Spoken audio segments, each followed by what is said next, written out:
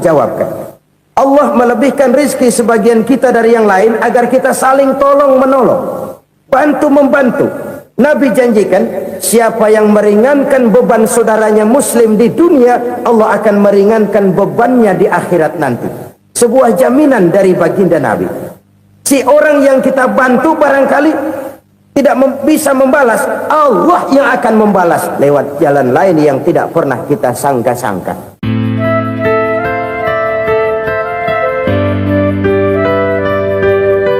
Selalu berusaha menyimpan sesuatu yang bisa membawa manfaat, baik untuk dirinya, untuk anak cucunya, maupun untuk keluarganya, untuk masa kini dan masa depannya. Kadang simpanan itu berbentuk uang, kadang berupa tanah, lain saat berbentuk pabrik, dan lain sebagainya. Sementara masa depan yang paling pasti adalah akhirat. Jika untuk masa depan dunia kita rela memeras keringat, membanting tulang, pergi pagi dan pulang petang, menyimpan uang, menyimpan tanah, menyimpan pabrik, pernahkah kita merenung jika satu saat kiamat datang, kita dibangkitkan dari kubur masing-masing, berdiri di padang mahsyar untuk mempertanggungjawabkan seluruh kegiatan hidup kita di dunia ini, lalu kita akan menuju ke alam akhirat. Sudahkah kita mempunyai simpanan untuk akhirat kita? Pada pertemuan kali ini saya ingin menyampaikan sebuah hadis di mana Rasulullah sallallahu alaihi wasallam bersabda, arba'un min kanzil jannah. Simpanan sorga ada 4 macam. Yang pertama, ikhfa'us sadaqah, menyembunyikan sedekah. Saudara-saudara kaum muslimin, sebagaimana yang kita maklum bahwa Allah subhanahu wa ta'ala melebihkan sebagian rezeki dari kita terhadap yang lain.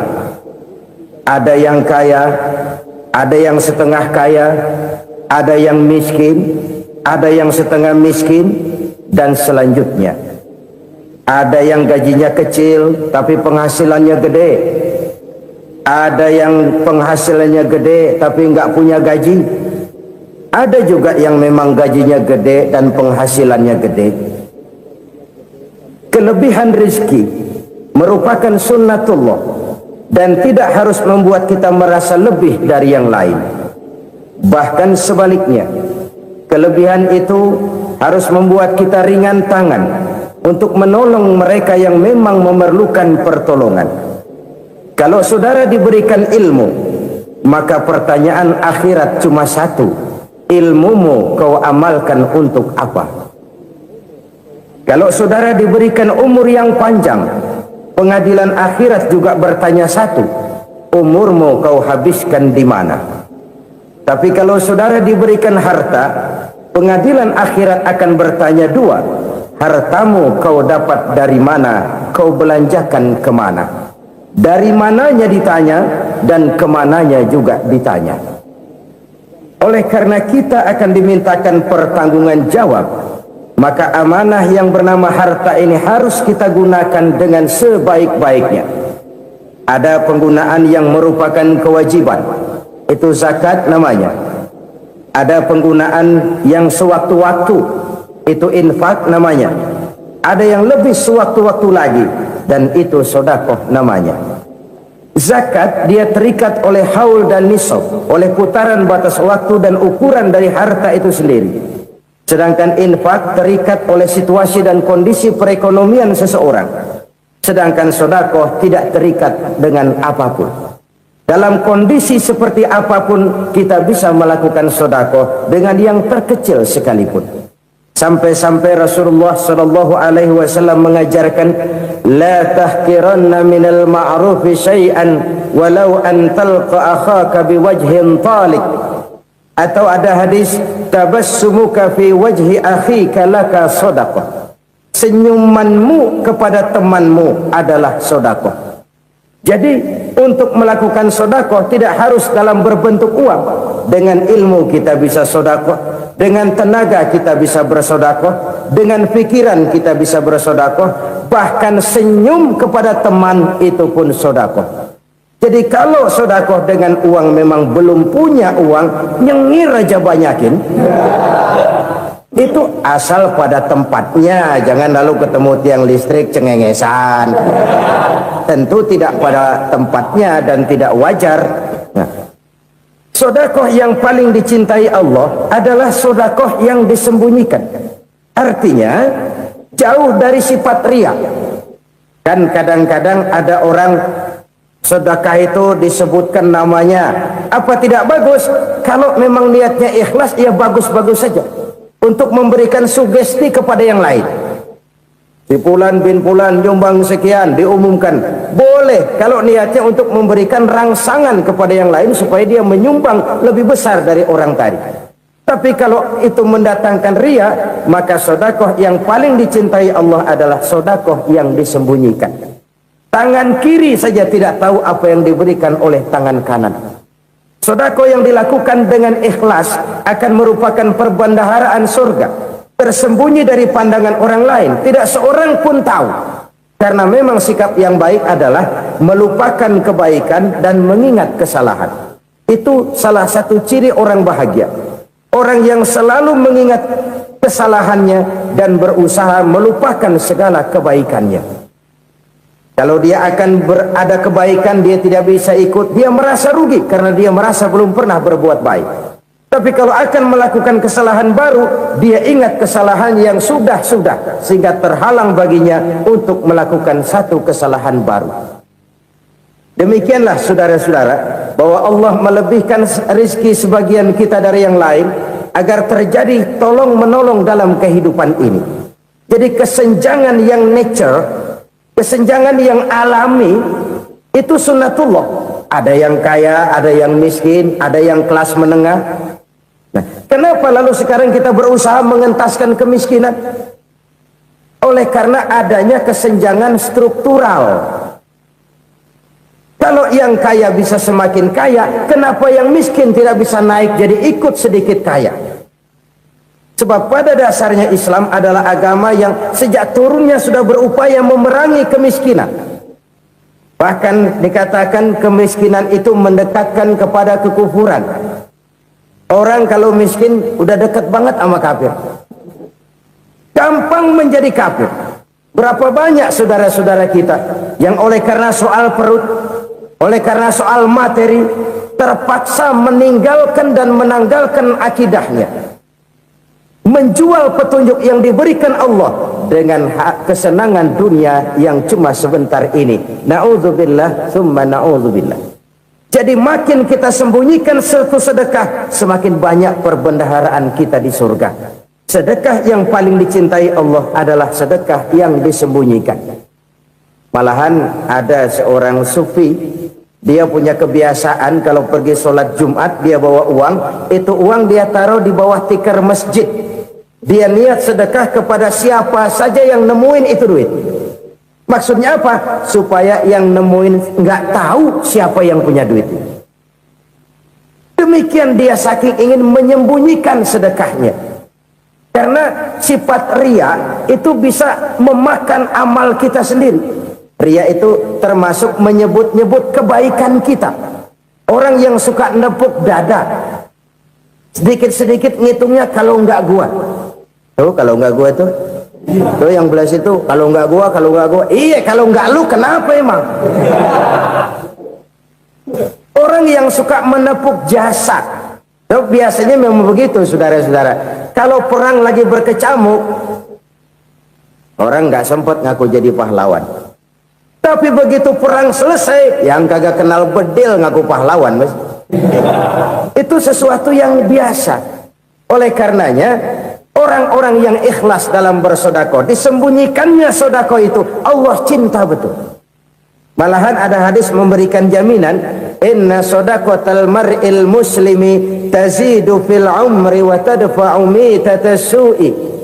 Sesungguhnya sedekahnya seorang mukmin tazidu fil umri, bisa menambah umur panjang, wa tadfa'u mitatas su'i, dan menyelamatkan manusia dari mati secara su'ul khatimah. Jadi siapa yang kepengen panjang umur, banyaklah sedekah. Yang bosan hidup, pelit terus. Sedekah menambah panjang umur dan menyelamatkan manusia dari mati secara su'ul khatimah. Pak, katanya umur itu nggak bisa ditambah, nggak bisa dikurangin. Kapan? Kalau ajal sudah datang. Wa idza jaa ajaluhum la yastakhiruna sa'atan wa la yastaqdimun. Kalau ajal datang tidak bisa dimajukan, tidak bisa dimundurkan. Itu kalau ajal sudah datang.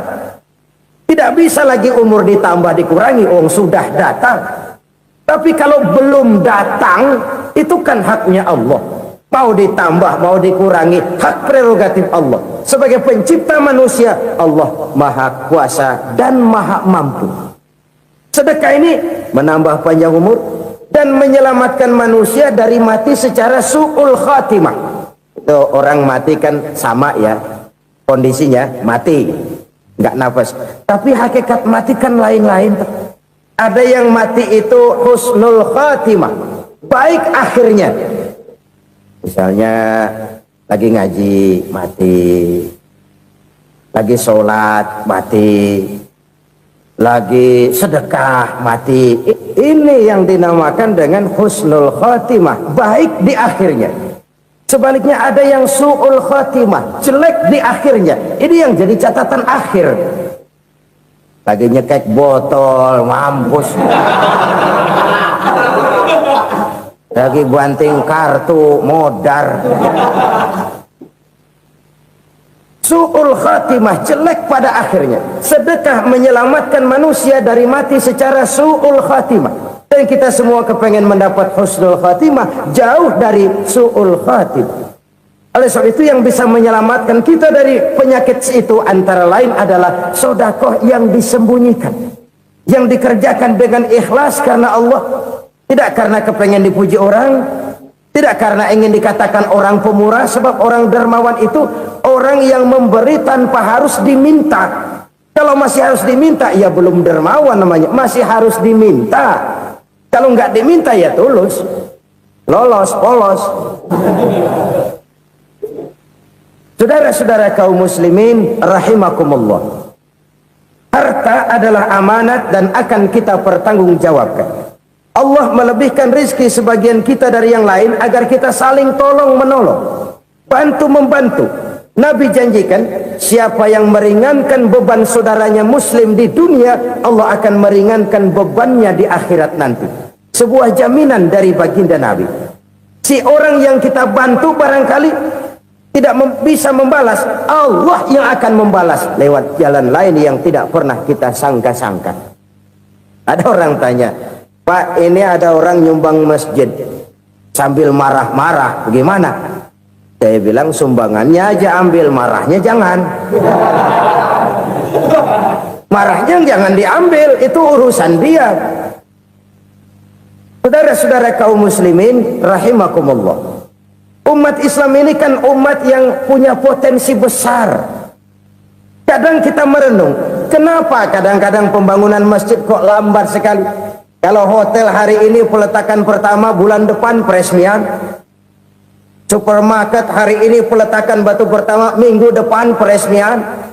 Tapi kalau sudah yang namanya masjid, kadang-kadang peletakan batu pertama sekaligus jadi batu terakhir.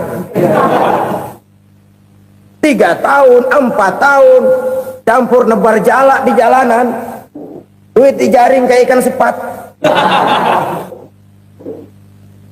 Apa tidak ada orang Islam yang kaya? Banyak. Apa tidak ada pengusaha muslim yang jadi konglomerat? Ada. Lalu yang belum banyak itu yang komit terhadap nilai-nilai agamanya. Akhirnya kita jatuh jadi umat yang lemah.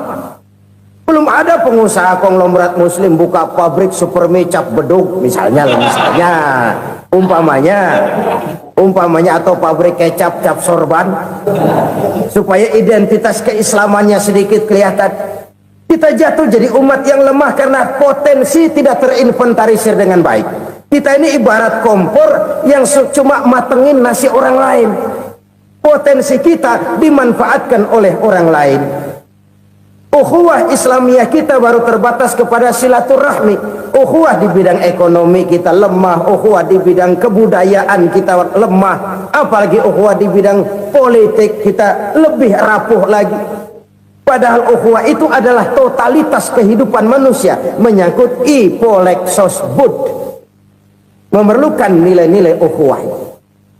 Jadi oleh karena itu mari kita menyadari di dalam harta kita, walaupun kita yang cari pergi pagi pulang sore peras keringat banting tulang, di sana ada harta anak yatim, di sana ada hak masjid, di sana ada hak pesantren, di sana ada hak jihad. Berbahagialah seseorang apabila dia oleh Allah dijadikan keran. Keran itu menyimpan air, tapi tidak untuk dirinya, tapi disalurkannya kepada mereka yang memang memerlukannya. Saudara-saudara kaum muslimin rahimakumullah, ini yang pertama. Jadi perbendaharaan surga adalah menyembunyikan sedekah. Orang lain nggak tahu, kita pun nggak pernah ngitung-ngitung. Kita anggap lewat begitu saja, padahal itu deposit akhirat. Satu. Yang kedua, perbendaharaan surga itu apa? Wa kitmanul musibah, menyembunyikan kesulitan. Kadang orang takut menghadapi kesulitan, tapi makin kita merenung, hidup ini kan sebenarnya urusan. Takut sama urusan ya jangan hidup. Tandanya orang hidup itu kalau punya urusan. Urusan merupakan problem sering menimbulkan kesulitan. Kesulitan bukan untuk ditakuti, tapi untuk diatasi dan dicarikan jalan keluarnya. Siapa sih orangnya yang nggak pernah sulit-sulit? Makin tinggi status sosialnya, makin gede urusannya. Makin tinggi kualitas imannya, makin berat tingkat kesulitannya. Cuma memang yang namanya enak itu seperti pelangi. Biang lala itu nggak pernah di atas kepala kita, di atas kepala orang melulu. Lo sih enak lo, kata kita. Dia juga bilang yang enak kan lo. Pelangi itu nggak pernah di atas kepala kita. Kata tukang beca, aduh enak ya naik Mercy. Kata tukang beca, apa yang di dalam mobil Mercy? Aduh enak bener tukang beca, di jok ngeringkuk ngorok pules bener. Saya kamar pakai AC sejuk, tempat tidur sutra empuk, alga spring bed, gula kulik nggak bisa pules kalau belum minum Valium, belum tidur. Enak bener tukang beca, di jok ngorok nggak tahu wetan kulon. Si tukang beca bilang yang di Mercy enak, yang di Mercy bilang tukang beca enak. Inilah enak, nggak pernah di atas kepala kita, di atas kepala orang lain melulu enak itu. Nah saudara-saudara, yang merupakan perbendaharaan surga itu orang yang bisa menyembunyikan kesulitan, baik pribadi ataupun rumah tangga. Nih terutama rumah tangga yang jadi soalnya. Kadang-kadang kita ini kalau senang, sebaliknya kalau senang kita diam, kalem aja, cuek.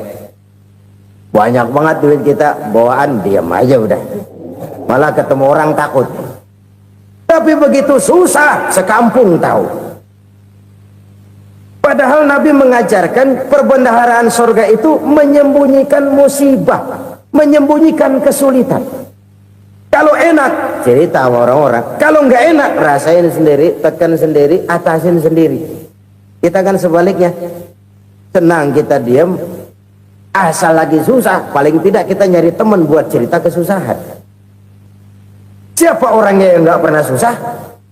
Cuma soalnya bagaimana kita mengatasi kesusahan itu sendiri. Begitu juga misalnya kalau orang sudah berumah tangga, itu orang tuanya harus menjadi tempat dia cerita yang enak-enak saja. Yang nggak enak rasain berdua, selesaikan berdua, atasin berdua. Jangan dibalik.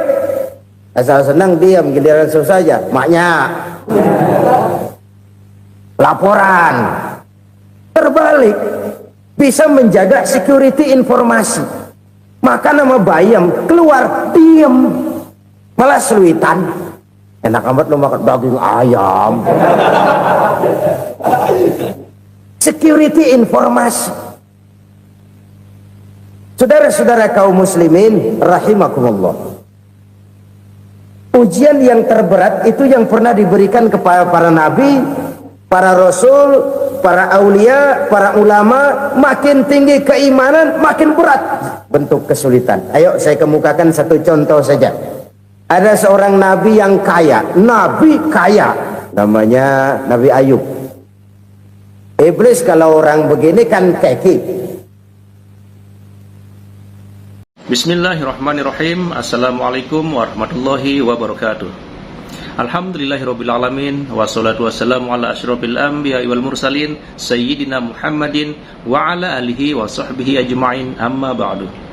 Sahabat beriman yang dirahmati Allah, pada kesempatan yang berbahagia ini, mari sejenak kita luangkan waktu kita untuk bersama-sama menyimak tausiah fenomenal dari guru kita Al-Makrullah Kiai Haji Zainuddin MZ. Tentunya banyak sekali ilmu, hikmah, dan manfaat yang bisa kita jadikan pelajaran dalam kehidupan kita sehari-hari. Berikut ini mari kita simak bersama isi kajian beliau. Selamat mendengarkan. Saudara kaum muslimin rahimakumullah, harta adalah amanat dan akan kita pertanggungjawabkan. Allah melebihkan rizki sebagian kita dari yang lain agar kita saling tolong menolong, bantu membantu. Nabi janjikan, siapa yang meringankan beban saudaranya muslim di dunia, Allah akan meringankan bebannya di akhirat nanti. Sebuah jaminan dari baginda Nabi. Si orang yang kita bantu barangkali tidak bisa membalas, Allah yang akan membalas lewat jalan lain yang tidak pernah kita sangka-sangka.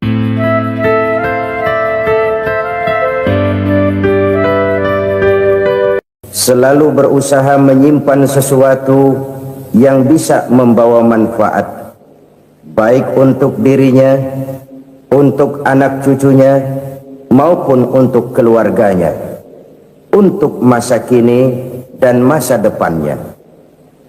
Kadang simpanan itu berbentuk uang, kadang berupa tanah, lain saat berbentuk pabrik, dan lain sebagainya. Sementara masa depan yang paling pasti adalah akhirat. Jika untuk masa depan dunia kita rela memeras keringat, membanting tulang, pergi pagi dan pulang petang, menyimpan uang, menyimpan tanah, menyimpan pabrik, pernahkah kita merenung jika satu saat kiamat datang, kita dibangkitkan dari kubur masing-masing, berdiri di padang mahsyar untuk mempertanggungjawabkan seluruh kegiatan hidup kita di dunia ini, lalu kita akan menuju ke alam akhirat. Sudahkah kita mempunyai simpanan untuk akhirat kita?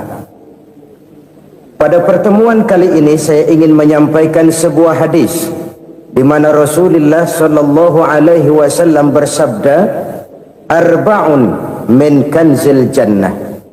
Simpanan sorga ada 4 macam. Yang pertama, ikhfa'us sadaqah, menyembunyikan sedekah. Saudara-saudara kaum muslimin, sebagaimana yang kita maklum bahwa Allah Subhanahu wa taala melebihkan sebagian rezeki dari kita terhadap yang lain. Ada yang kaya, ada yang setengah kaya, ada yang miskin, ada yang setengah miskin, dan selanjutnya. Ada yang gajinya kecil tapi penghasilannya gede. Ada yang penghasilannya gede tapi enggak punya gaji. Ada juga yang memang gajinya gede dan penghasilannya gede. Kelebihan rezeki merupakan sunnatullah dan tidak harus membuat kita merasa lebih dari yang lain. Bahkan sebaliknya, kelebihan itu harus membuat kita ringan tangan untuk menolong mereka yang memang memerlukan pertolongan. Kalau saudara diberikan ilmu, maka pertanyaan akhirat cuma satu: ilmumu kau amalkan untuk apa? Kalau saudara diberikan umur yang panjang, pengadilan akhirat juga bertanya satu: umurmu kau habiskan di mana? Tapi kalau saudara diberikan harta, pengadilan akhirat akan bertanya dua: hartamu kau dapat dari mana, kau belanjakan kemana?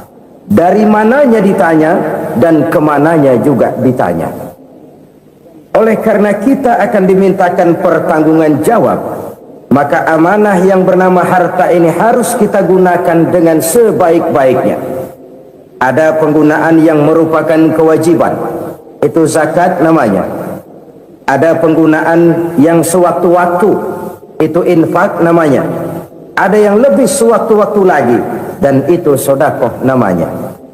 Zakat dia terikat oleh haul dan nisab, oleh putaran batas waktu dan ukuran dari harta itu sendiri. Sedangkan infak terikat oleh situasi dan kondisi perekonomian seseorang. Sedangkan sedekah tidak terikat dengan apapun. Dalam kondisi seperti apapun kita bisa melakukan sedekah dengan yang terkecil sekalipun. Sampai-sampai Rasulullah sallallahu alaihi wasallam mengajarkan, la tahqiranna minal ma'rufi syai'an walau an talqa akhaka biwajhin talik. Atau ada hadis, tabassumuka fi wajhi akhika laka sedekah. Senyumanmu kepada temanmu adalah sedekah. Jadi untuk melakukan sedekah tidak harus dalam berbentuk uang. Dengan ilmu kita bisa sedekah, dengan tenaga kita bisa bersedekah, dengan pikiran kita bisa bersedekah, bahkan senyum kepada teman itu pun sedekah. Jadi kalau sedekah dengan uang memang belum punya uang, nyengir aja banyakin. Itu asal pada tempatnya, jangan lalu ketemu tiang listrik cengengesan. Tentu tidak pada tempatnya dan tidak wajar. Nah, sedekah yang paling dicintai Allah adalah sedekah yang disembunyikan. Artinya jauh dari sifat riya. Kan kadang-kadang ada orang sedekah itu disebutkan namanya, apa tidak bagus? Kalau memang niatnya ikhlas, ya bagus-bagus saja. Untuk memberikan sugesti kepada yang lain. Si Fulan bin Fulan nyumbang sekian, diumumkan. Boleh kalau niatnya untuk memberikan rangsangan kepada yang lain supaya dia menyumbang lebih besar dari orang tadi. Tapi kalau itu mendatangkan riya, maka sedekah yang paling dicintai Allah adalah sedekah yang disembunyikan. Tangan kiri saja tidak tahu apa yang diberikan oleh tangan kanan. Sedekah yang dilakukan dengan ikhlas akan merupakan perbendaharaan surga, tersembunyi dari pandangan orang lain, tidak seorang pun tahu. Karena memang sikap yang baik adalah melupakan kebaikan dan mengingat kesalahan. Itu salah satu ciri orang bahagia. Orang yang selalu mengingat kesalahannya dan berusaha melupakan segala kebaikannya. Kalau dia akan berada kebaikan, dia tidak bisa ikut, dia merasa rugi karena dia merasa belum pernah berbuat baik. Tapi kalau akan melakukan kesalahan baru, dia ingat kesalahan yang sudah-sudah, sehingga terhalang baginya untuk melakukan satu kesalahan baru. Demikianlah saudara-saudara, bahwa Allah melebihkan rezeki sebagian kita dari yang lain, agar terjadi tolong-menolong dalam kehidupan ini. Jadi kesenjangan yang nature, kesenjangan yang alami itu sunnatullah. Ada yang kaya, ada yang miskin, ada yang kelas menengah. Nah, kenapa lalu sekarang kita berusaha mengentaskan kemiskinan? Oleh karena adanya kesenjangan struktural. Kalau yang kaya bisa semakin kaya, kenapa yang miskin tidak bisa naik jadi ikut sedikit kaya? Sebab pada dasarnya Islam adalah agama yang sejak turunnya sudah berupaya memerangi kemiskinan. Bahkan dikatakan kemiskinan itu mendekatkan kepada kekufuran. Orang kalau miskin udah dekat banget sama kafir. Gampang menjadi kafir. Berapa banyak saudara-saudara kita yang oleh karena soal perut, oleh karena soal materi, terpaksa meninggalkan dan menanggalkan akidahnya. Menjual petunjuk yang diberikan Allah dengan kesenangan dunia yang cuma sebentar ini. Na'udzubillah, summa na'udzubillah. Jadi makin kita sembunyikan satu sedekah, semakin banyak perbendaharaan kita di surga. Sedekah yang paling dicintai Allah adalah sedekah yang disembunyikan. Malahan ada seorang sufi, dia punya kebiasaan kalau pergi sholat Jumat dia bawa uang, itu uang dia taruh di bawah tikar masjid. Dia niat sedekah kepada siapa saja yang nemuin itu duit. Maksudnya apa? Supaya yang nemuin nggak tahu siapa yang punya duit. Demikian dia saking ingin menyembunyikan sedekahnya. Karena sifat ria itu bisa memakan amal kita sendiri. Ria itu termasuk menyebut-nyebut kebaikan kita. Orang yang suka nepuk dada, sedikit-sedikit ngitungnya kalau enggak gua. Tuh kalau enggak gua tuh. Tuh yang belas itu kalau enggak gua, kalau enggak gua. Iya, kalau enggak lu kenapa emang? Orang yang suka menepuk jasad. Tuh, biasanya memang begitu, saudara-saudara. Kalau perang lagi berkecamuk, orang nggak sempat ngaku jadi pahlawan. Tapi begitu perang selesai, yang kagak kenal bedil ngaku pahlawan, mas. Itu sesuatu yang biasa. Oleh karenanya, orang-orang yang ikhlas dalam bersedekah, disembunyikannya sedekah itu Allah cinta betul. Malahan ada hadis memberikan jaminan, inna shadaqatal mar'il muslimi tazidu fil umri wa tadfa'u mitatas su'i. Sesungguhnya sedekahnya seorang mukmin tazidu fil umri, bisa menambah umur panjang, wa tadfa'u mitatas su'i, dan menyelamatkan manusia dari mati secara su'ul khatimah. Jadi siapa yang kepengen panjang umur, banyaklah sedekah. Yang bosan hidup, pelit terus. Sedekah menambah panjang umur dan menyelamatkan manusia dari mati secara su'ul khatimah. Pak, katanya umur itu nggak bisa ditambah, nggak bisa dikurangin. Kapan? Kalau ajal sudah datang. Fa idza jaa ajaluhum la yastakhiruna sa'atan wa la yastaqdimun. Kalau ajal datang tidak bisa dimajukan, tidak bisa dimundurkan. Itu kalau ajal sudah datang. Tidak bisa lagi umur ditambah dikurangi, sudah datang. Tapi kalau belum datang, itu kan haknya Allah. Mau ditambah, mau dikurangi, hak prerogatif Allah. Sebagai pencipta manusia, Allah maha kuasa dan maha mampu. Sedekah ini menambah panjang umur dan menyelamatkan manusia dari mati secara su'ul khatimah. Itu orang mati kan sama ya, kondisinya mati, nggak nafas. Tapi hakikat mati kan lain-lain. Ada yang mati itu husnul khatimah, baik akhirnya.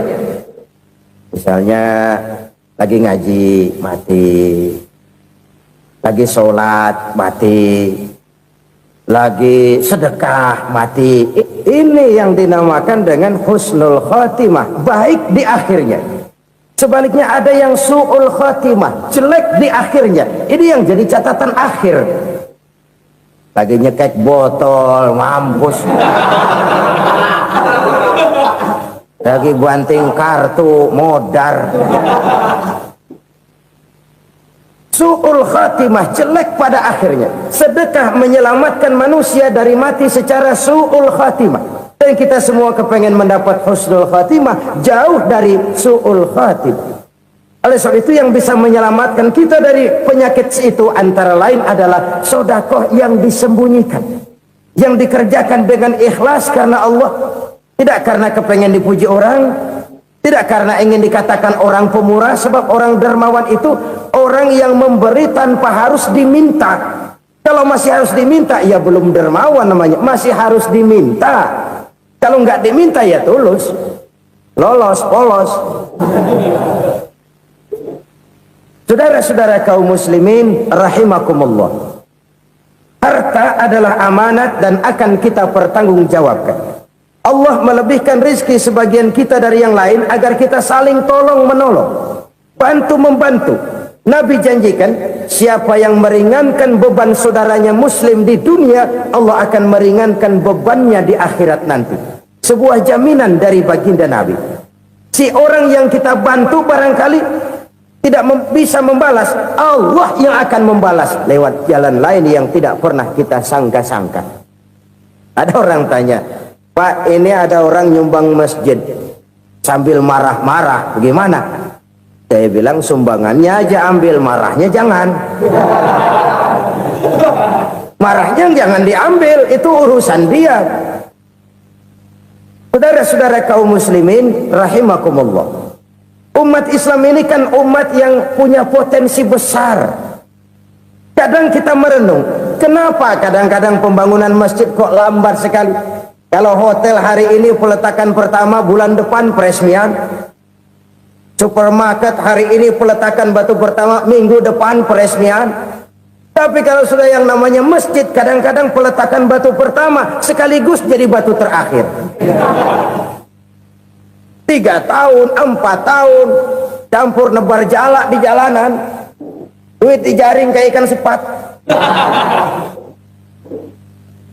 Apa tidak ada orang Islam yang kaya? Banyak. Apa tidak ada pengusaha muslim yang jadi konglomerat? Ada. Lalu yang belum banyak itu yang komit terhadap nilai-nilai agamanya. Akhirnya kita jatuh jadi umat yang lemah.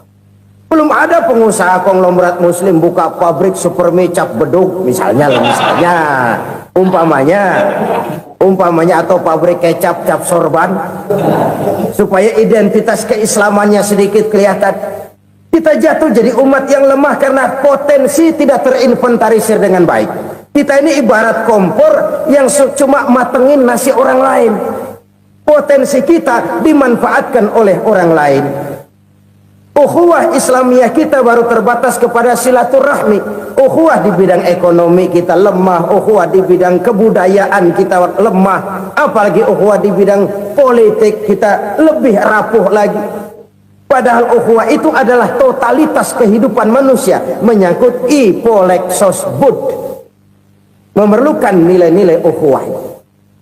Jadi oleh karena itu mari kita menyadari di dalam harta kita, walaupun kita yang cari pergi pagi pulang sore peras keringat banting tulang, di sana ada harta anak yatim, di sana ada hak masjid, di sana ada hak pesantren, di sana ada hak jihad. Berbahagialah seseorang apabila dia oleh Allah dijadikan keran itu menyimpan air, tapi tidak untuk dirinya, tapi disalurkannya kepada mereka yang memang memerlukannya. Saudara-saudara kaum muslimin rahimakumullah, ini yang pertama. Jadi perbendaharaan surga adalah menyembunyikan sedekah. Orang lain nggak tahu, kita pun nggak pernah ngitung-ngitung. Kita anggap lewat begitu saja, padahal itu deposit akhirat. Satu. Yang kedua, perbendaharaan surga itu apa? Wa kitmanul musibah, menyembunyikan kesulitan. Kadang orang takut menghadapi kesulitan, tapi makin kita merenung, hidup ini kan sebenarnya urusan. Takut sama urusan ya jangan hidup. Tandanya orang hidup itu kalau punya urusan. Urusan merupakan problem sering menimbulkan kesulitan. Kesulitan bukan untuk ditakuti, tapi untuk diatasi dan dicarikan jalan keluarnya. Siapa sih orangnya yang nggak pernah sulit-sulit? Makin tinggi status sosialnya, makin gede urusannya. Makin tinggi kualitas imannya, makin berat tingkat kesulitannya. Cuma memang yang namanya enak itu seperti pelangi. Biang lala itu nggak pernah di atas kepala kita, di atas kepala orang melulu. Lo sih enak lo, kata kita. Dia juga bilang yang enak kan lo. Pelangi itu nggak pernah di atas kepala kita. Kata tukang beca, aduh enak ya naik Mercy. Kata tukang beca, apa yang di dalam mobil Mercy? Aduh enak bener tukang beca, di jok ngeringkuk ngorok pules bener. Saya kamar pakai AC sejuk, tempat tidur sutra empuk, alga spring bed, gula kulik nggak bisa pules kalau belum minum Valium, belum tidur. Enak bener tukang beca, di jok ngorok nggak tahu wetan kulon. Si tukang beca bilang yang di Mercy enak, yang di Mercy bilang tukang beca enak. Inilah enak, nggak pernah di atas kepala kita, di atas kepala orang lain melulu enak itu. Nah saudara-saudara, yang merupakan perbendaharaan surga itu orang yang bisa menyembunyikan kesulitan, baik pribadi ataupun rumah tangga. Nih terutama rumah tangga yang jadi soalnya. Kadang-kadang kita ini kalau senang, sebaliknya kalau senang kita diam, kalem aja, cuek. Banyak banget duit kita bawaan, diam aja udah. Malah ketemu orang takut. Tapi begitu susah, sekampung tahu. Padahal Nabi mengajarkan perbendaharaan surga itu menyembunyikan musibah, menyembunyikan kesulitan. Kalau enak, cerita sama orang-orang. Kalau nggak enak, rasain sendiri, tekan sendiri, atasin sendiri. Kita kan sebaliknya, senang kita diam, asal lagi susah, paling tidak kita nyari teman buat cerita kesusahan. Siapa orangnya yang nggak pernah susah? Cuma soalnya bagaimana kita mengatasi kesusahan itu sendiri. Begitu juga misalnya kalau orang sudah berumah tangga, itu orang tuanya harus menjadi tempat dia cerita yang enak-enak saja. Yang nggak enak rasain berdua, selesaikan berdua, atasin berdua. Jangan dibalik. Asal senang diam, giliran susah aja. Maknya laporan. Terbalik, bisa menjaga security informasi. Maka nama bayam keluar diam, malah seluitan. Enak amat lo makan daging ayam. Security informasi. Saudara-saudara kaum muslimin rahimakumullah, ujian yang terberat itu yang pernah diberikan kepada para nabi, para rasul, para aulia, para ulama. Makin tinggi keimanan, makin berat bentuk kesulitan. Ayo saya kemukakan satu contoh saja. Ada seorang nabi yang kaya, nabi kaya, namanya Nabi Ayub. Iblis kalau orang begini kan keki, ibadahnya rajin, kaya. Nih yang kayak begini susah digodain. Kalau ibadahnya rajin, miskin, enggali bisa disogok. Sini imannya mantap, ibadahnya rajin, kaya, nabi lagi. Oh, tapi namanya iblis, nggak kurang akal. Laporan, Tuhan, kenapa Les? Ya ini bahasa saya, bahasa Qurannya sih nggak gitu. Itu hambamu yang namanya Ayub, dia rajin ibadah cuma karena dikasih kaya aja. Coba kasih miskin dia, berhenti dia sembahyang. Ah, kamu bisa aja. Saya tahu Ayub itu hambaku yang ikhlas. Saya buktiin Tuhan, silahkan. Dibuktiin lah, iblis turun ke alamin. Yang mula-mula dia lakukan, dia rusak sawah ladang Nabi Ayub. Dia binasakan binatang ternak Nabi Ayub. Sehingga dalam waktu singkat, jatuhlah Nabi Ayub dari orang paling kaya jadi orang paling miskin. Beliau masih ibadah di mihrab dalam masjid. Datang iblis. Saudara Ayub, ya, lagi ngapain? Ibadah. Nyembah Allah, nyembah Allah. Oh, percuma. Kenapa? Tuhan yang ente sembah nih, dia udah bikin miskin ente. Sawah ladang ente hancur lebur, binatang ternak binasa. Sekarang ente jadi orang paling miskin. Ngapain nyembah Tuhan kayak begitu? Tekor. Udah berhenti dah ibadah, berhenti ibadah. Ini iblis sama Tuhan laporannya lain, yang dikerjakan kepada Nabi Ayub juga lain. Benar begitu iblis kata Nabi Ayub? Iya, sawah ladang saya habis buras, binatang ternak saya binasa, binasa. Saya miskin, bangpak. Apa jawab Nabi Ayub? Bukan innalillahi, ini hebat. Alhamdulillahillazi a'tani wa akhza minni. Segala puji bagi Allah yang telah memberikan harta kepada saya dan sekarang mengambilnya lagi. Alhamdulillah. Allah yang ngasih, Allah yang ambil. Itu mah urusan Allah. Iblis cuman ibadah jalan terus, sujud lagi Nabi Ayub. Iblis seleher gondok banget. Dasar Nabi nggak mempan dia apa-apain. Miskin malah alhamdulillah. Allah yang ngasih, Allah yang ngambil. Jadi kalau kita tidak komit, kita tidak terikat kepada kaya, miskin, senang, susah, apa yang bisa bikin kita susah? Jadikan kekayaan, kemiskinan, jadikan senang, susah sebagai anak buah yang bisa kita atur. Jangan kekayaan ngatur kita, jangan kemiskinan ngatur kita. Kita yang harus mengatur mereka. Senang, susah, kaya, miskin, bahagia, sengsara, jadikan itu anak buah yang bisa kita atur. Kalau sekarang kita kaya, lain saat boleh jadi kita miskin, semiskin-miskinnya. Allah yang ngasih, Allah yang ngambil. Tenaga mana yang bisa menghalangi? Ibadah jalan terus. Iblis makin gondok. Dasar Nabi loh.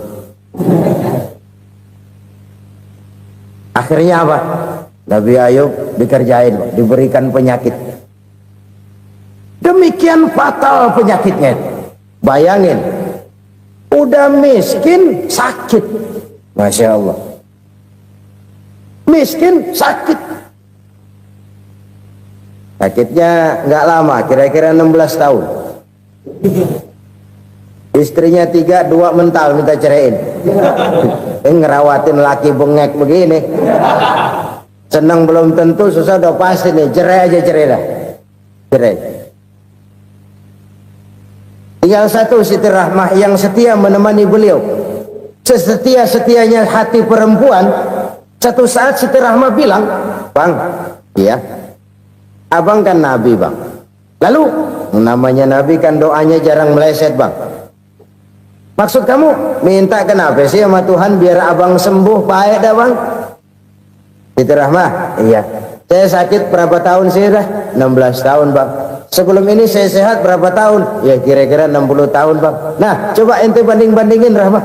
Saya dikasih sehat 60 tahun, dikasih sakit 16 tahun. Sudah nggak sabar mau doa kepada Allah minta sembuh. Saya malu kepada Allah. Diuji dengan yang luar biasa seperti ini, tidak mengganggu stabilitas kehambaannya. Dia tetap menghamba kepada Allah Subhanahu wa ta'ala.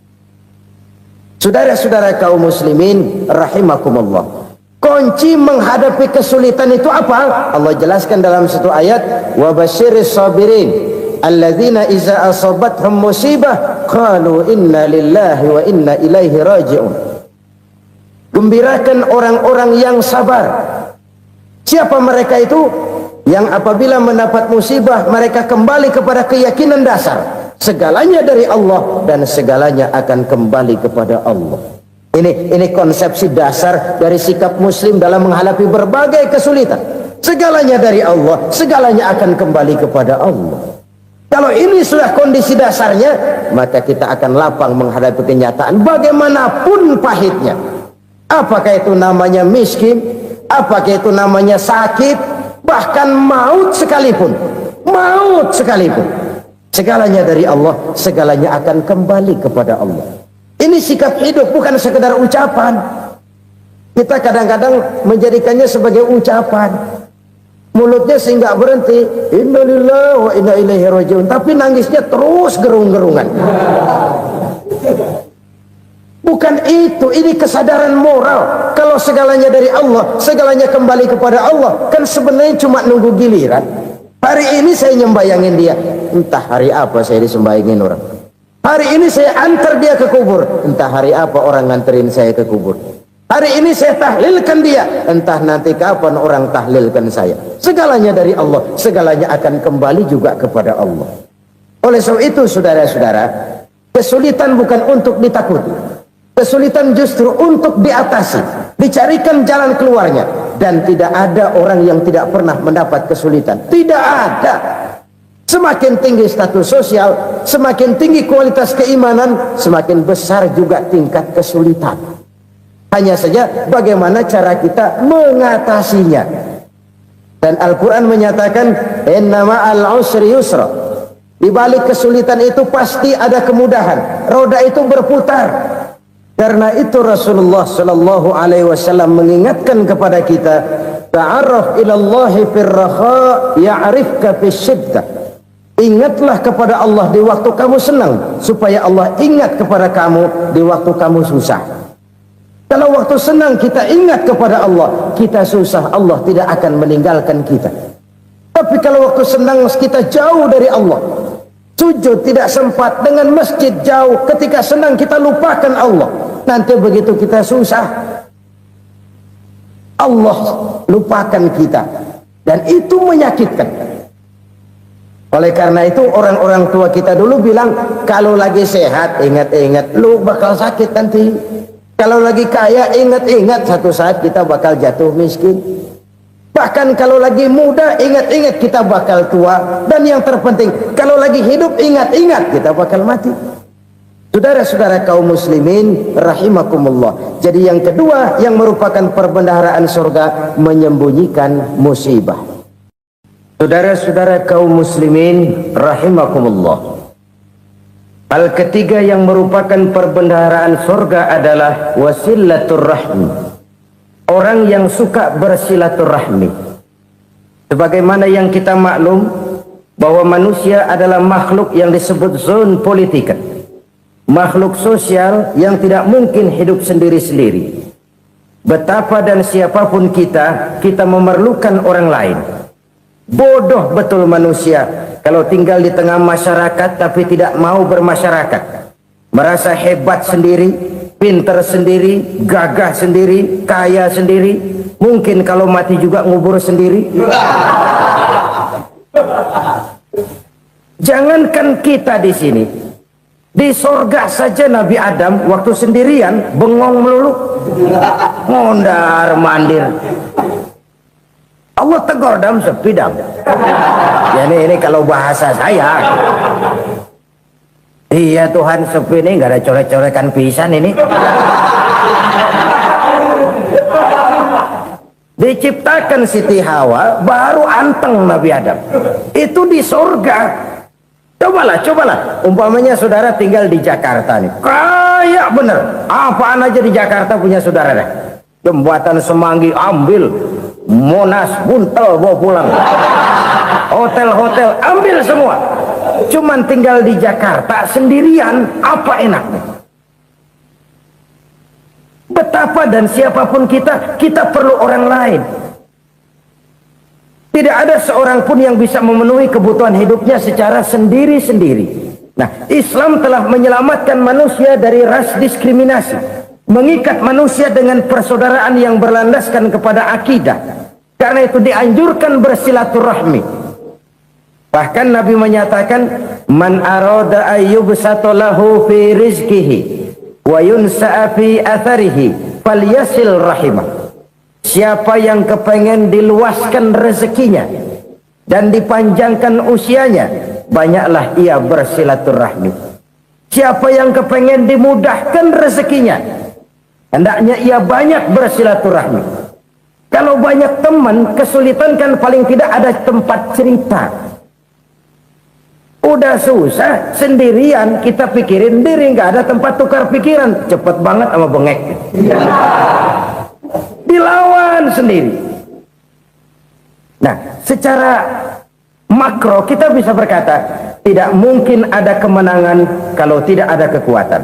Tidak ada kekuatan kalau tidak ada kesatuan dan persatuan. Tidak mungkin ada kesatuan dan persatuan tanpa semangat silaturahmi. Kalau umat Islam mau menang, dia harus kuat. Kalau umat Islam mau kuat, dia harus bersatu. Kalau umat Islam mau bersatu, dia harus membudayakan silaturahmi ini. Bahkan sampai-sampai kata Nabi, kalau bisa cari nilai tambah. Apa? Silman qata'ak. Bersilaturahmilah kau kepada orang yang marah denganmu. Masya Allah, indahnya ajaran agama kita.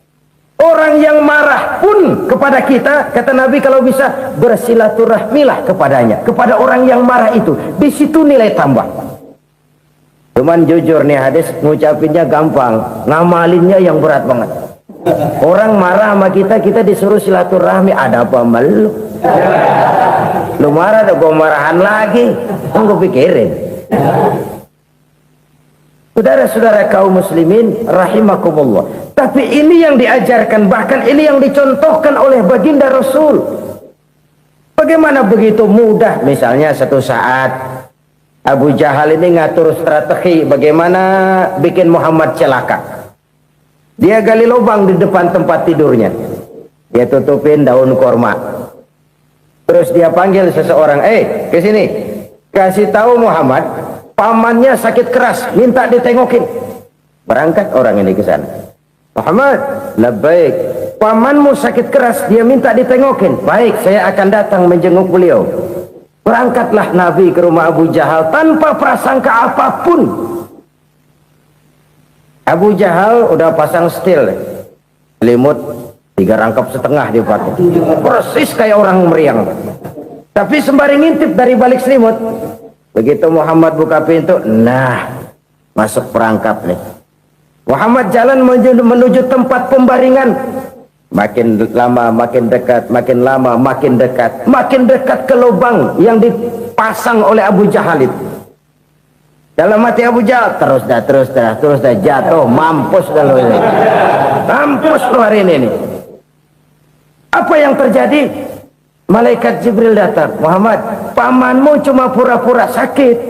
Di depan tempat tidurnya ada lubang perangkap supaya kamu jatuh ke situ. Sudah, kamu pulang. Balik kanan Nabi. Sudah hampir jatuh ke lubang, balik kanan, pulang. Bayangin kecewanya Abu Jahal. Muhammad dikit lagi, Muhammad dikit lagi. Enggak paman, saya pulang aja. Emosi bangun dari tempat tidur, enggak sadar kalau lagi pura-pura sakit. Lompat ngejar Nabi, dia lupa dengan lubang yang dia gali. Pusrak, nyemplung sendiri ke dalam lubang.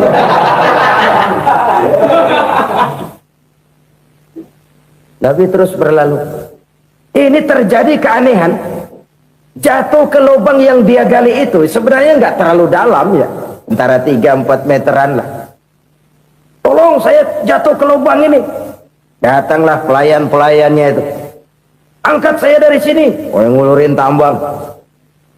Satu gulung, belum juga nyampe itu tambang. Kurang, beli lagi ke warung. Sambung, ulur lagi, nggak juga bisa sampai.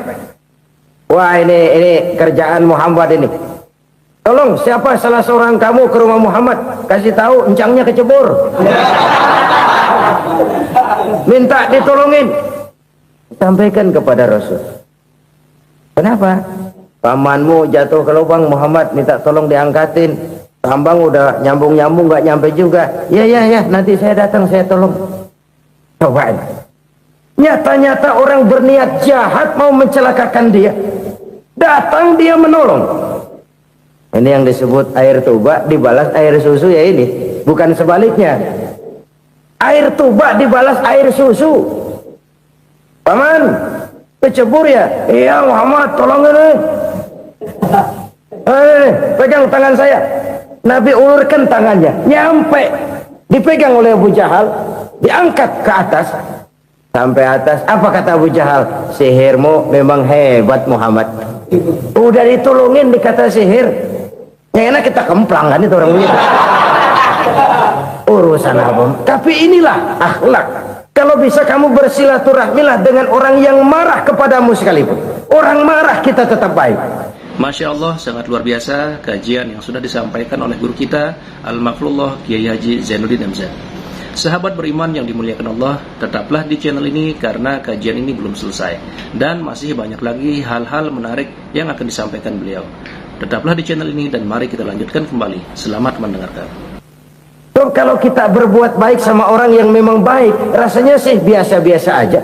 Orang baik kita baik lagi, ya draw aja, belum ada nilai tambah di situ. Baru ada nilai tambah kalau kita bisa berbuat baik kepada orang yang nyakitin kita. Itu namanya kita setingkat di atas dia. Dia sakitin kita, kita berbuat baik sama dia. Dia pelit sama kita, kita baik sama dia. Dia marahin kita, kita deketin dia. Di situ kita punya nilai tambah. Jadi siapa yang ingin diluaskan rezekinya kata Nabi dan dipanjangkan umurnya, hendaklah ia banyak-banyak bersilaturahmi. Sederhana sebenarnya silaturahmi, tapi silaturahmi membangkitkan semangat kesatuan dan persatuan. Kesatuan dan persatuan melahirkan kekuatan. Dalam matematika 1 ditambah 1 pasti 2. Tapi di tengah masyarakat 1 orang takut ditambah 1 orang takut, hasilnya jadi 2 orang setengah berani. Kenapa setengah berani? Karena udah berdua. Tadi pan takut sendirian. Kalau dia kumpul turu-turu takutlah jadi berani.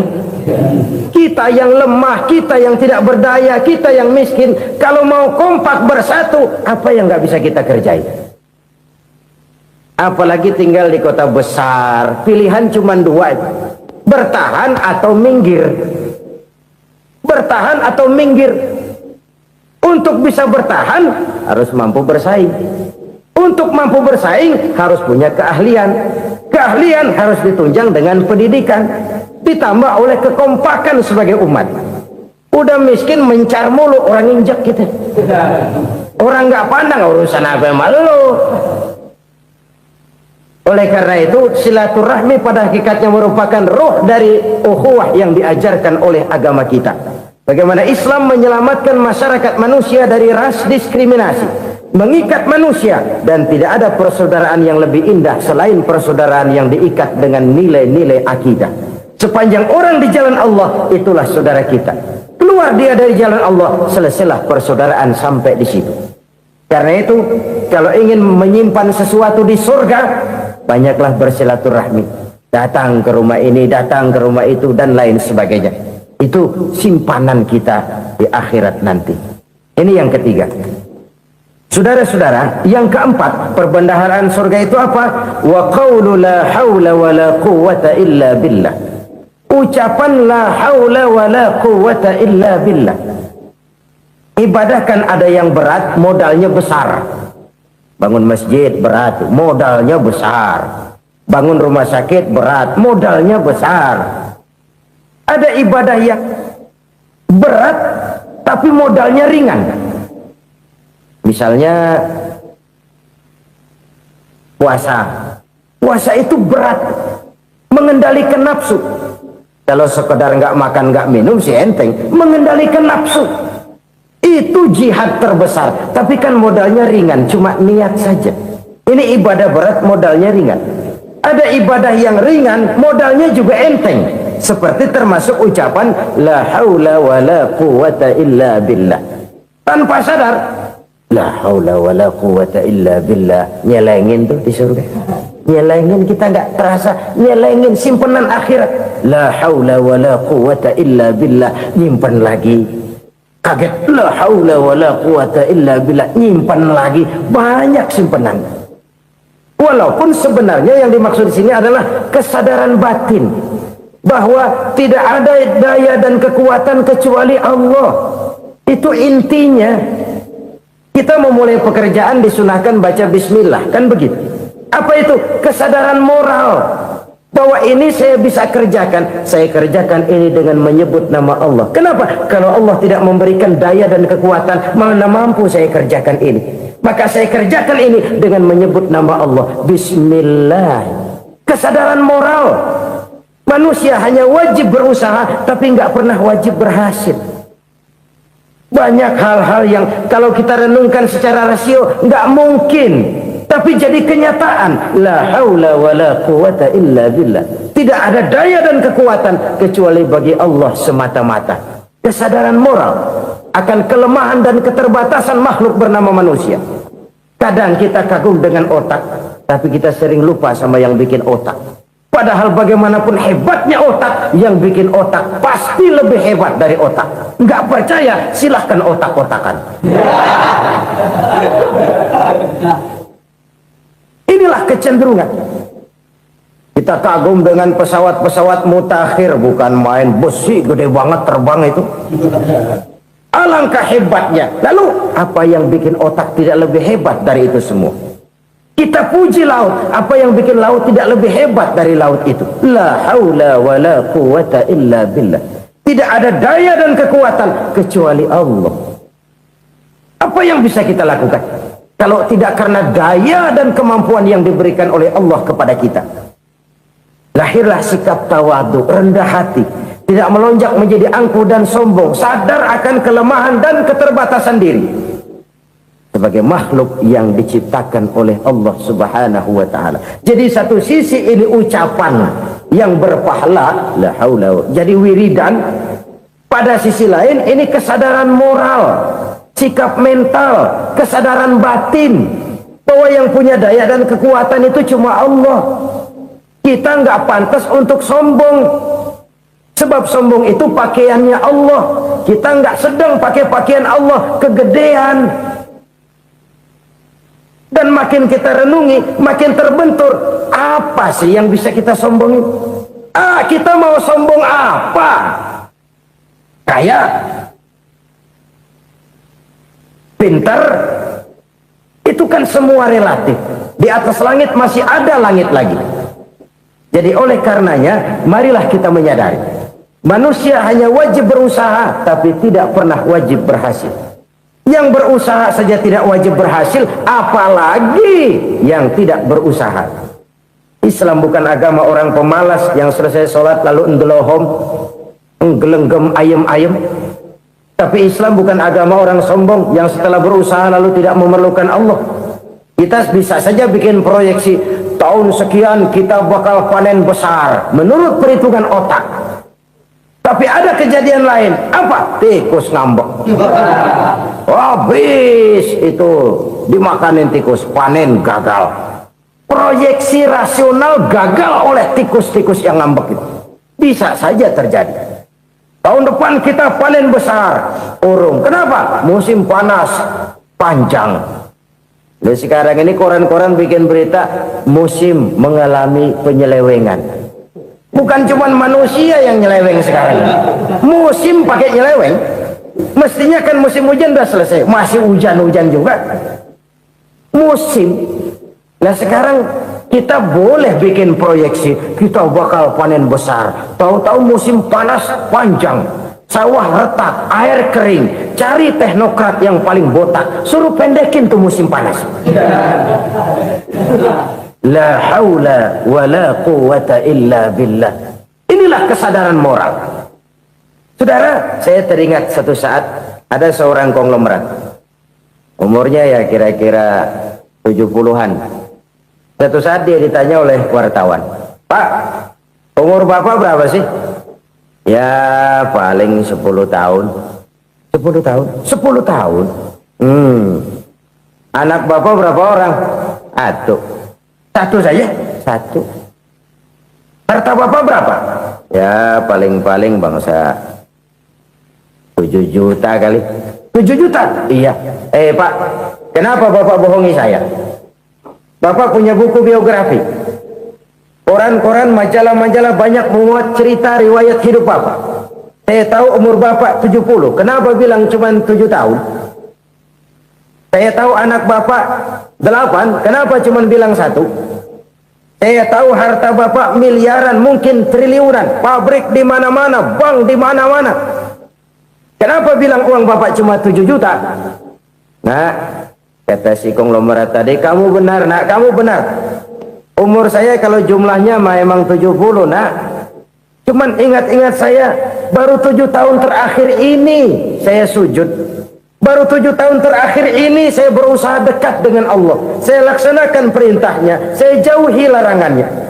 7 tahun inilah rasanya yang ada nilainya di hadapan Allah. Yang 63 tahun matong, kelabu, kelem umur gue. Habis untuk maksiat, untuk munkarat. Maka ketika ditanya tadi, umur saya 7 tahun itu. Oh begitu Pak. Oh iya. Lalu anak Pak, anak Bapak kan 8. Kenapa bilang cuma 1? Nah, kalau jumlah hitungannya memang anak saya 8. Tapi dari 8 orang ini rasanya cuma 1 nih yang bakal jadi buah hati, belahan jantung, pelanjut cerita, penerus sejarah, bakal jadi anak soleh yang akan mendoakan saya. Cuman 1 rasanya anak saya ini yang bakal jadi buah hati saya, besar-besaran saya, yang akan mendoakan di kubur saya, yang akan mendoakan di akhirat saya. Yang 7 orang mana? Masya Allah, yang 1 tenggeng, yang 1 nyekek botol mulu, yang 1 nggak karu-karuan. Makanya saya bilang 1 anak saya yang akan bisa mendoakan saya. Oh begitu Pak. Iya. Nah harta Pak, harta Bapak kan triliunan. Pabrik Bapak di mana-mana. Uang Bapak hampir di tiap bank-bank besar. Kenapa bilang cuma 7 juta? Betul kau Nak. Harta saya kalau jumlahnya memang miliaran, triliunan mungkin. Tapi yang saya ingat baru 7 juta tuh yang saya belanjakan di jalan Allah. Saya nyumbang masjid, saya santuni yatim piatu, saya bantu pembangunan pesantren, saya bantu pembangunan rumah sakit Islam. Itu yang akan saya bawa pulang ke akhirat, yang 7 juta itu. Yang triliunan itu nanti akan diperebutkan oleh anak-anak saya sebagai waris saya. Jadi harta saya 7 juta itu yang bakal nemenin saya di akhirat, yang akan saya bawa pulang jadi teman saya. Saudara-saudara kaum muslimin, jangan-jangan orang tua itu adalah kita-kita ini. Jangan-jangan kita-kita ini adalah orang tua itu. Jangan-jangan itu potret dari diri kita masing-masing. Dari sekian umur yang diberikan Allah, berapa tahun yang ada nilainya di hadapan Allah. Dari sekian anak-anak yang merupakan amanah, berapa yang akan mendoakan kita sebagai orang tuanya menjadi anak soleh? Dari sekian banyak harta yang diberikan Allah, berapa yang akan kita bawa pulang menghadapnya nanti, yang kita belanjakan di jalan Allah? Ini sebuah potret kehidupan. Karena itu kita kembali kepada la haula wa la quwwata illa billah. Kita wajib berusaha, kita wajib berikhtiar. Selebihnya, segala daya dan kekuatan hanya milik Allah saja semata-mata. Satu kesadaran batin dari setiap pribadi muslim. Setelah ia berusaha dan berikhtiar, ia menyerahkannya kepada Allah Subhanahu wa ta'ala. Jadi, satu sisi ini merupakan wiridan ucapan yang mengandung pahala. Pada sisi lain, ini merupakan sikap batin dari seorang muslim di dalam ia menghadapi realitas kehidupan ini. Saudara-saudara kaum muslimin rahimakumullah. Kalau ini kita jadikan satu basis kehidupan, maka ini akan menyelamatkan manusia dari kemungkinan tergelincir menjadi orang yang lupa diri dan lupa darat. Sebab itu Imamul Ghazali berpesan, jadidis safinah fa innal bahra amiq wa khuziz zad fa inna safara ba'id wa khaffifil hamla fa innal hamla sadid. Perbarui selalu kapalmu karena lautan sangat dalam. Bawa bekal yang banyak karena perjalanan ini sangat jauh. Ringankan beban karena kebanyakan beban akan menyakitkan. Alangkah indah kalimat ini, alangkah dalam makna yang terkandung di sana. Perbarui selalu kapalmu karena lautan sangat dalam. Apa artinya ini? Jaga mentalmu baik-baik. Pelihara imanmu baik-baik karena hidup penuh cobaan seperti lautan. Kita kalau berlayar di lautan kan kadang-kadang tenang, angin bertiup sepoi-sepoi basah. Jika malam datang, bintang gemintang bertabur menghias cakrawala. Rembulan memantulkan sinarnya dengan indah. Dalam keadaan begitu berlayar enak. Tapi lain saat ombak menggunung, halilintar menyambar, angin topan bertiup. Berapa banyak sudah saudara-saudara kita yang tenggelam di lautan dunia tanpa sadar bahwa dia belum sampai kepada pantai yang akan dituju. Berapa banyak sudah saudara-saudara kita yang tenggelam di lautan dunia ini tanpa sempat bangkit lagi. Dia menyangka sudah sampai kepada tujuannya. Hati-hati kapal jangan sampai bocor karena lautan sangat dalam. Iman ini jaga baik-baik karena hidup penuh dengan ujian. Wa khuziz zad fa inna safara ba'id. Bawa bekal yang banyak karena perjalanan sangat jauh.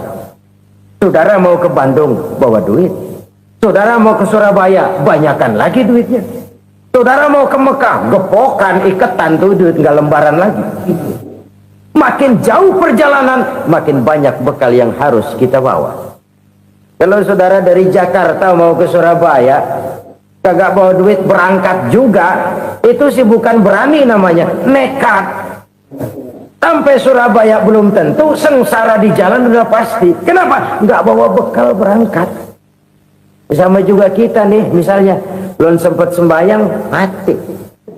Waduh, berani banget orang. Belum punya bekal, mati. Sengsara di jalan. Atau bekal tidak cukup. Dari Jakarta saudara mau ke Surabaya, bawa duit 500 perak.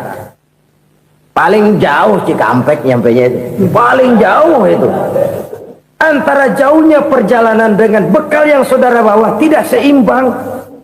Hidup ini perjalanan panjang. A walking tour. Dimulai dari alam arwah, sebelum jasad diciptakan, roh diciptakan lebih dulu. Dari situ pindah ke alam rahim. Dari alam rahim pindah ke alam dunia. Dari alam dunia pindah ke alam barzah, baru menuju akhirat. Satu perjalanan panjang. Kalau bekal tidak bawa, sengsara di jalan. Bawa bekal yang banyak karena perjalanan ini sangat jauh. Wa khaffifil hamla, ringankan beban karena beban itu cuma akan menyulitkan. Kalau bekal itu sih keperluan, tapi beban nggak kita perluin, cuma ngeberat-beratin. Apa ini beban? Dosa, kecurangan, kebatilan, kezoliman, ketidakadilan, kesewenang-wenangan. Itu akan jadi beban kita di akhirat. Alangkah celakanya, perjalanan panjang, bekal tidak bawa, beban kelewat banyak, alamat sengsara di jalan. Pahala tidak ada, dosa berlipat ganda. Na'udzubillah, summa na'udzubillah. Kalau kita rangkum nasihat Al-Ghazali dengan kisah si konglomerat tadi, kita akan mengambil kesimpulan. Pertama, bekal terbaik dalam menghadapi gejolak kehidupan ini tidak lain adalah iman. Yang kedua, pahala dan dosa, dua hal kontroversial. Pahala adalah bekal, dosa adalah beban. Tapi kita sekarang kan tidak begitu terangsang kepada yang abstrak. Orang berlomba mencari yang konkret-konkret saja, yang real.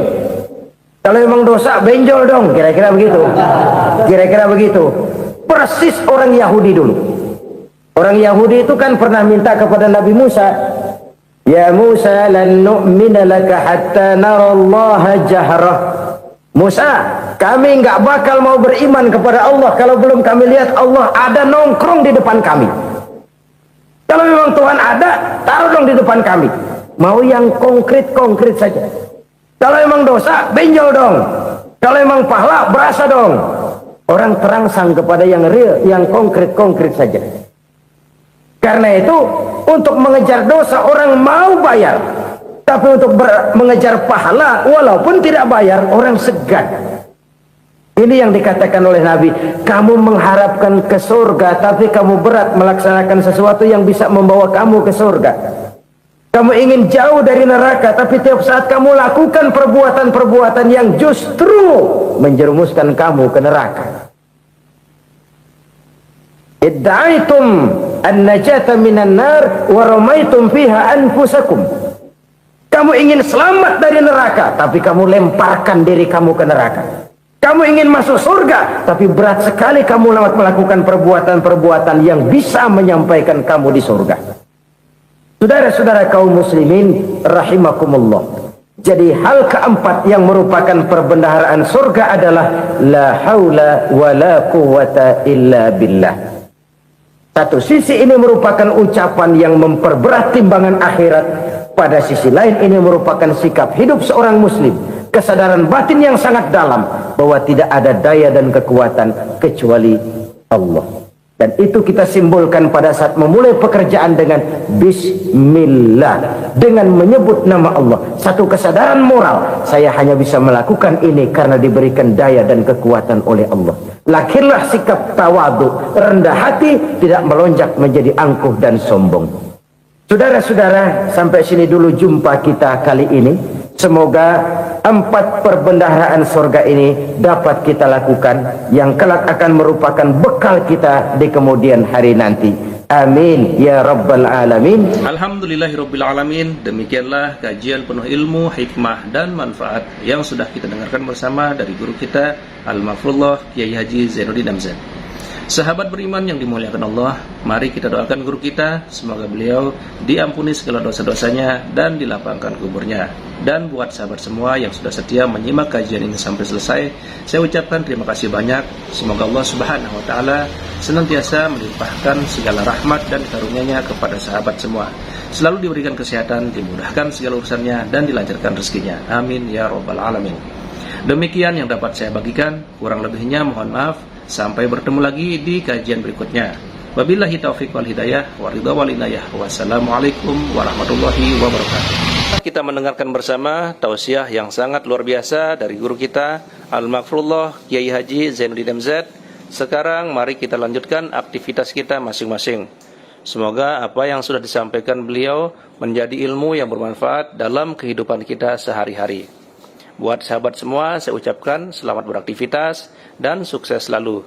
Sampai bertemu lagi di kajian berikutnya. Wabillahi taufiq wal hidayah wa ridha wal inayah. Wassalamualaikum warahmatullahi wabarakatuh. Bismillahirrahmanirrahim. Assalamualaikum warahmatullahi wabarakatuh.